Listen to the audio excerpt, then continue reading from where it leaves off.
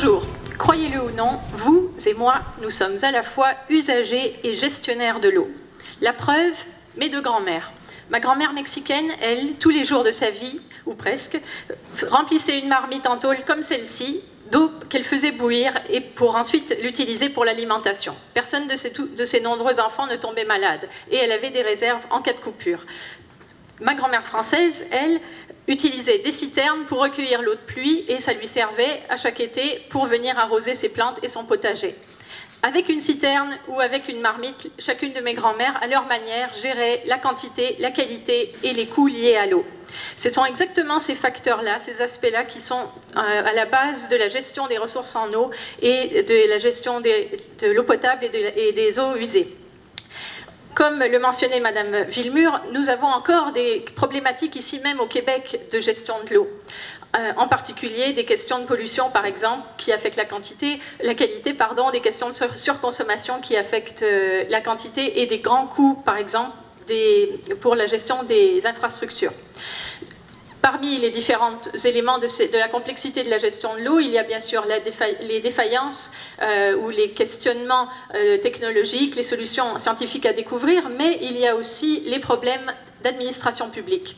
Et c'est justement là où j'entre en jeu. En fait, il s'avère que le commissaire au développement durable m'a fait un grand service, puisque dans son dernier rapport, il décrivait les principales défaillances de la gouvernance de l'eau.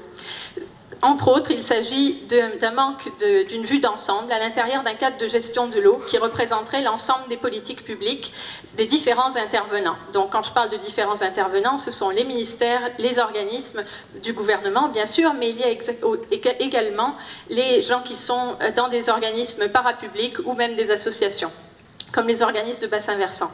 Mon travail consiste à développer un outil et ensuite le tester sur différents cas pour pouvoir montrer comment mieux coordonner les politiques publiques. J'utilise des éléments, des concepts de l'évaluation de programme qui permettent notamment de savoir qui sont exactement les personnes ciblées par les interventions publiques, quelles sont la nature de ces interventions-là, en les comparant avec une même grille d'analyse, et finalement, si ces interventions sont réellement mises en œuvre, puisque c'est un des grands problèmes dans le domaine de l'eau.